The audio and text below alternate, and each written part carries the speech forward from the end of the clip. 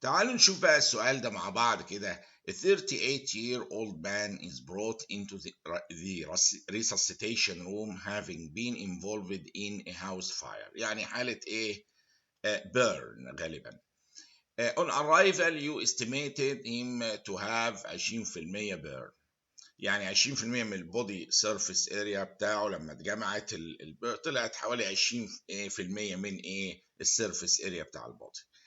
The man is around 80 كيلوغرام in weight. يبقى نفتكر كده وزنه 80 كيلو و20% ايه منه في البيرن. How much fluid should the patient have over the next 12 hours؟ نديله قد ايه fluid في next 12 hours. شوفوا يا جماعة الحسبة بتاع البيرنز. general speaking بندي رينجرز لاكتيت solution. اللاكتيتد رينجرز ده بيتحسب كالاتي: 2 ل 4 ملي لتر منه بير كيلو جرام بودي ويت في البرسنتج بتاع البيرن. بس مش هنحط 20 على 100، هنحط 20 بس. يعني خدوا بالكم بس من طريقه الحسبه. يعني هنا هيبقى 4، هو عاملها حسابه على 4 في الكيلو جرام، في 80 هيبقى في 20 اللي هو البرسنتج كان 20، فهنحط 20. 50% من دول هيتاخدوا في اول 8 ساعات. ده عاوزين حاجه سريعه عشان ايه؟ نعوض البودي بسرعه عن الكميه دي. و50% يتوزعوا على بقيه اليوم ال 24 ساعه، يعني على 16 ايه ساعه. طيب تعالوا نحسبها. 4 مللي اهم في ادي كيلو جرام في 80 كيلو جرام في رقم 20 يساوي كام؟ 6400. دي تقدروا تحسبوها ورايا سهله. نص الكميه دي هنديه في الفيرست 8 hours، يعني نصها حوالي بالظبط كام؟ 3200 مللي في اول ايه؟ 8 ساعات. هيتبقى كام؟ ما هو النص التاخد هيتبقى قده، النص التاني 3200 هيتوزع على 16 ساعه. 50% التاني على ايه؟ 16. الباقي بقيه اليوم ما هو 8 والفاضل 16 على 16، يعني ندي بمعدل ايه؟ 200 مللي ايه بير اور. طب لو 200 مللي بير اور في 12 ساعه، هو عاوز النكست 12 اور يبقى ايه؟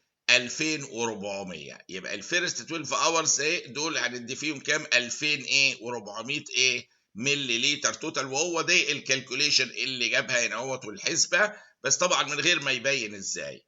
فالعيان ده اللي كان وزنه 80 كيلو جرام وعنده 20% بيرن وعاوزين نحسب له رينجرز لاكتيت نديله قد ايه؟ حسبناها كما يلي. بنعيدها تاني.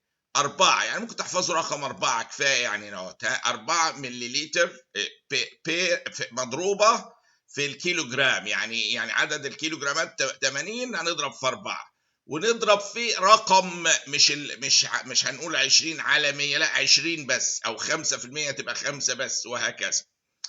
هيبقى 4 في 80 في 20 يساوي، ونشوف الحسبة هتبقى ايه. هتطلع 4600 اهي. 4080 في 20 نصهم اخدناه في اول 8 ساعات اللي هو كام؟ 3200.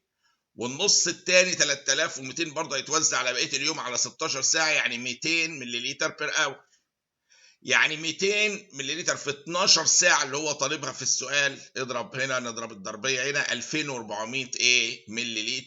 يبقى عرفنا في الفيرست 12 اور هي الإجابة كانت كام؟ 2400 ايه مللي في الايه فيرست ايه او في النكست ايه 12 اورز. طيب هنا اهوت الكالكوليشن دي تعرفوها كويس اللي فاتت. هنا اهوت a 41-year-old lawyer presents with a 3-month history of recurrent headaches which feel like a tight band around the head. يعني ده واحد 3 اشهر history of headache. طبعا الاحتمالات بتتعدد. يعني السيمبل هيدك اللي بيجي temporary كده ويروح، دي مش كده، دي حاجه ممكن تبقى more serious. Which of the following is considered a dangerous sign of headache؟ يعني اكتر واحده من دول نعتبرها dangerous. morning headache و vomiting، ولا being unilateral، ولا bilateral، ولا being in the morning فقط associated with aura. شوفوا associated with aura ده سكه الميجرين، وده ما هوش dangerous يعني للدرجه. being unilateral برضو قصة ايه الميجرين يعني برضو ما هياش لوحدها نقدر نقول dangerous. bilateral headache هو ممكن باي temporal headache يجي مع بعض البيتيوتري تيومرز، ولكن in general لو نقارنه بالإجابة النموذجية هنا للسؤال اللي هي morning headache and vomiting، نلاقي morning headache and vomiting أكتر واحدة فعلا خطرة جدا مع 3 أشهر، لأنها بتindicate the possibility of increased intracranial pressure. البني آدم وهو نايم بيحصل ايه؟ مفيش جرافيتي، فالانتراكرينيال بريشر بيبدا ايه؟ الفينس ريتيرن يتجمع، الانتراكرينيال بريشر بيزيد طول ما مفيش تصريف، غير وهو واقف الجرافيتي بتساعد في التصريف. هنا لو في برين تيومر مزود الانتراكرينيال بريشر مع التجمع اثناء النوم يزيد، يصحى الصبح بهيدك والبريشر عالي لدرجه انه ستيميليت الفوميتنج سنتر، بيحصل فوميتنج. فيوم ما نلاقي مورنينج هيدك وفوميتنج مع عيان بقاله 3 اشهر عنده هيدك مستمر، والصبحيه بيجي له الهيدك والفومتنج يقل بالليل شويه، عشان وهو واقف الانتراكرينيال بريشر ممكن يقل بالجرافيتي، يقل شويه التنشن، فتبص تلاقي العين اتحسن على بالليل شويه، لكن يجي على الصبحيه مورنينج هيدك وفومتنج دي 3 اشهر في واحد في السن ده it is يعني significant possibility of brain tumor وعامل increase intracranial pressure.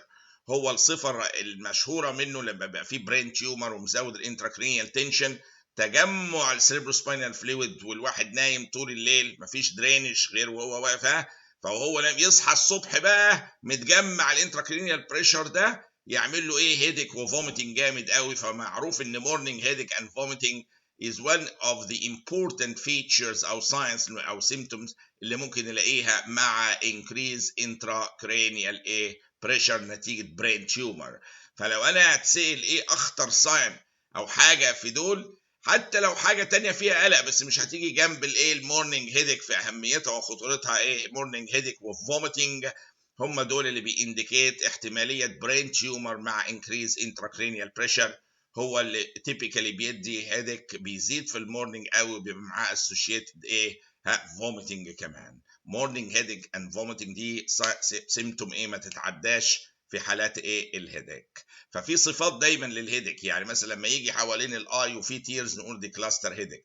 لما يقول لك ده اقوى هيدك في حياتي، اقوى هيدك حصل لي في حياتي، دي سب اراكنويد هيموريج. احتمال لما يبقى في ناحيه في التمبورال اريا هنا هوت وفي ارتري باين ثيكند دوت، دي تمبورال ارترايتس اللي بتحتاج كورتيزون. لما يبقى معاه اورا نفكر في الميجرين. فكل كلمه كده ممكن تساعدني في التشخيص. مورنينج هيدك ومعاه فوميتنج نفكر في برين تيومر وانكريز انتراكرينيال بريشر. واللقاء مع الاسئله الاخرى باذن الله.